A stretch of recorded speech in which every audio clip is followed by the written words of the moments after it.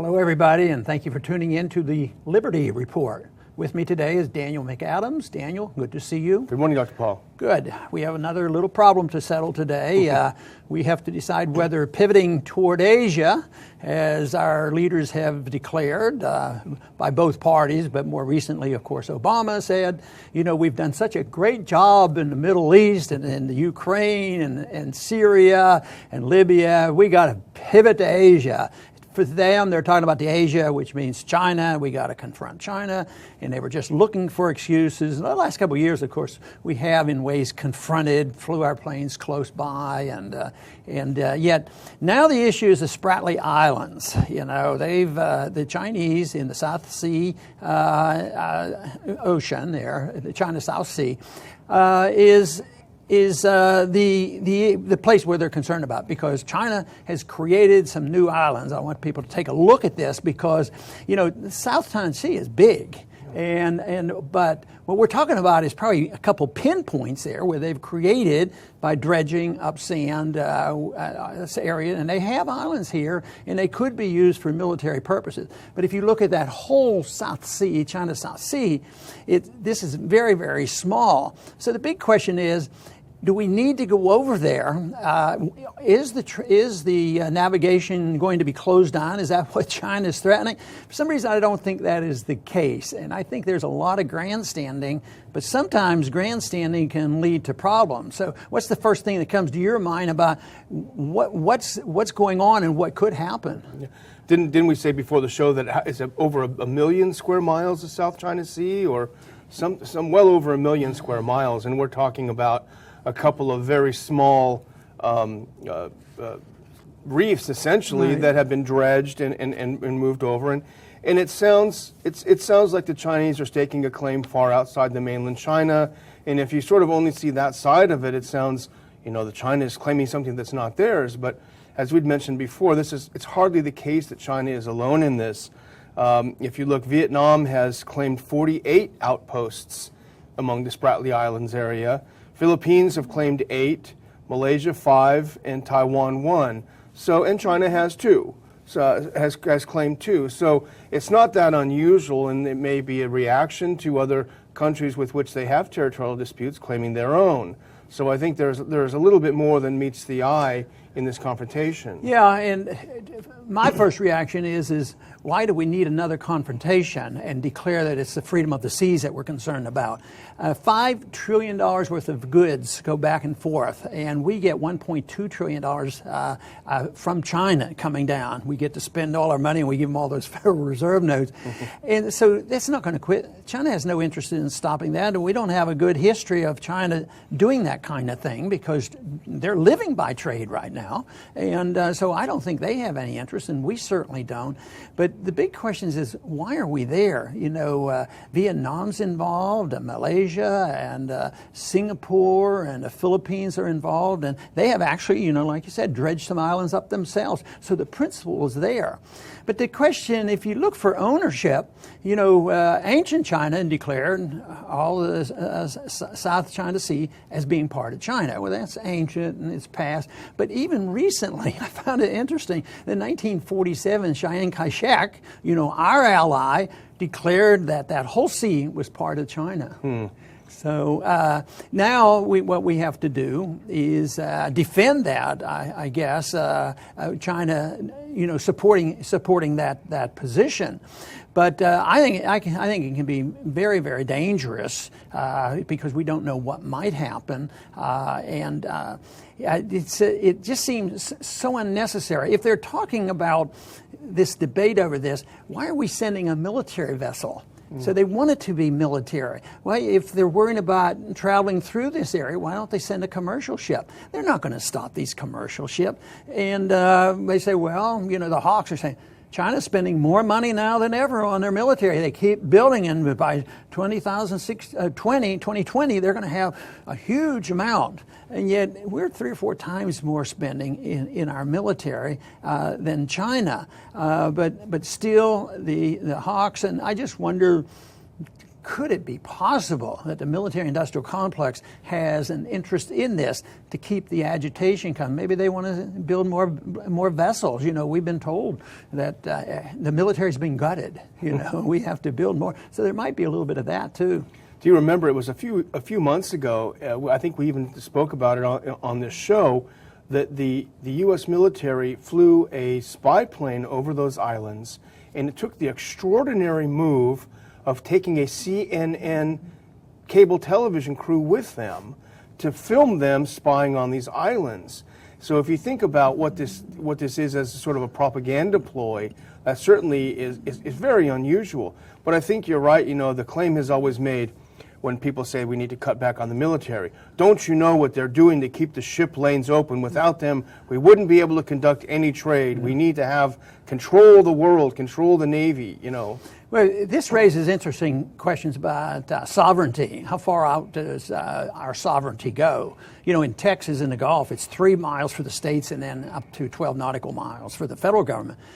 But what are we doing? Aren't we drilling oil hundreds of miles off the coast, 200 miles? And it is true. So our sovereignty goes out, but that's probably true with other countries too. And they go out and they declare that they're really in charge. So we mine and drill and for oil 200 miles offshore. But China's not going to be drilling out there without our permission. So we have our national sovereignty way out past 12 miles. So this whole thing is way blown out of proportion. I thought it was interesting to find out when our exclusive economic zone was declared 200 nautical miles offshore. And it was our friend Ronald Reagan that did this by executive order. So, but then there's part of this argument here is that our government wants to have it both ways. They want to say that we have the Law of the Sea Treaty on our side, and they're breaking this federal law, and we're going to talk to the Law of the Sea people. Yeah, we've never ratified that treaty, so yes, we won't sign it. But if we want to take our position, we do.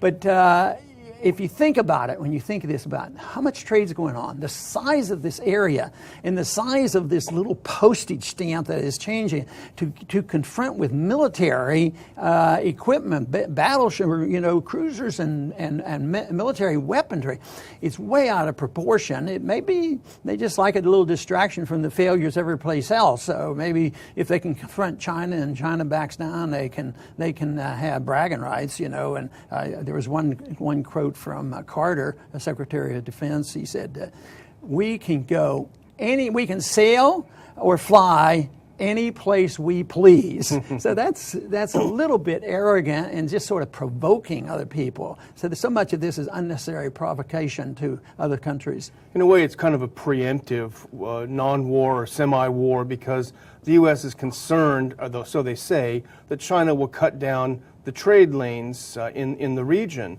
But 80% of China's trade goes through the South China Sea, and that's China's bread and butter, has been trade. So it doesn't make any sense that China would cut off its nose to spite its face on this.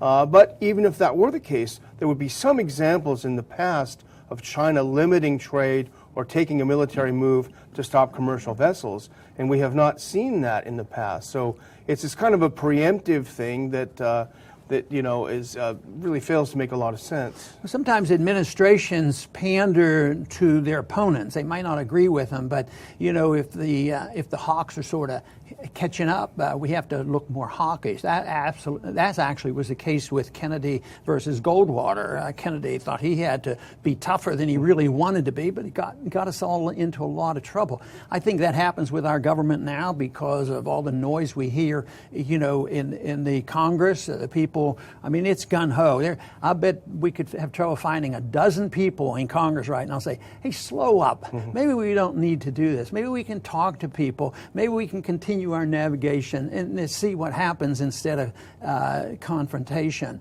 But but the ones in Congress, I think they'll be gun-ho, and maybe this is part of the administration. Say, well, we have to look tough. We have to maybe defend Hillary. Of course, I don't think she needs any encouragement. government to be acting tough. So it would not be difficult to predict Hillary's position on sending our Navy over to the South China Sea. Of course, this is not to say that the Chinese military are a bunch of Boy Scouts. I would imagine that the Chinese military probably likes this little bit of confrontation too, because it helps justify their budgets. But the difference, sorry to interrupt, but the difference is, look how close that is to China versus how far it is from us. Yeah, and I think that China, like you say, they're no angels, and I believe they're acting for there's some national security interests, and they're also probably looking after their commercial interests. It's not like the South China Sea might not have oil underneath it, and that would give them a greater chance for independence, from importing oil.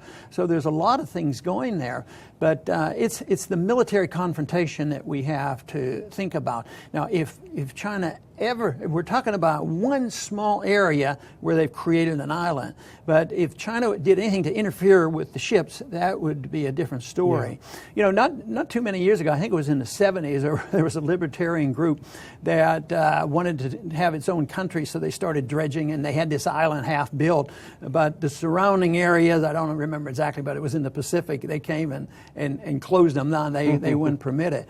So this whole idea, there was no question about who owned what, but it was just international waters. It was generally not owned by one country.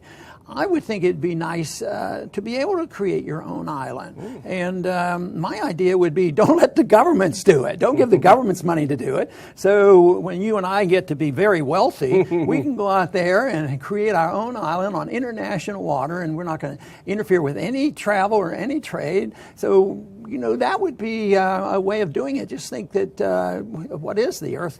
3/4 water? There'd be a lot of opportunities there. We could have the studio on the beach. Yeah, there you go. But right now, we feel compelled to confront and provoke, and so unnecessary with all the other problems that we have with all our interventions around the world, especially in the Middle East and Africa. We keep expanding over there. You think they'd drop off and drop one or two of them and settle something.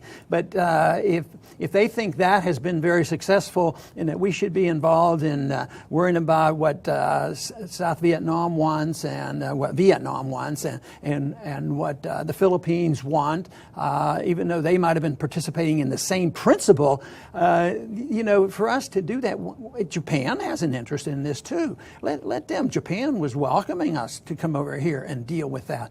But I think it'd be much better when you do have problems like this that it be handled locally, sort of like in the Middle East, no outside interference, and we'd all be a lot better off. Yeah. I want to thank everybody for tuning in today for the Liberty Report, and this Spratly Island incident that is ongoing is going to continue because our government has indicated that this is just not a one-shot. We're going to continue to do it to provoke and to antagonize the Chinese, to say we are going to go within the 12-mile limit of these newly created islands. China, not perfect, and probably has ulterior motives, but that doesn't give us justification to go overboard and going 6,000-7,000 miles away from home to say that you're not going to do this, and to prove that we're going to take a big naval military ship and intrude on that 12 nautical miles of that new island.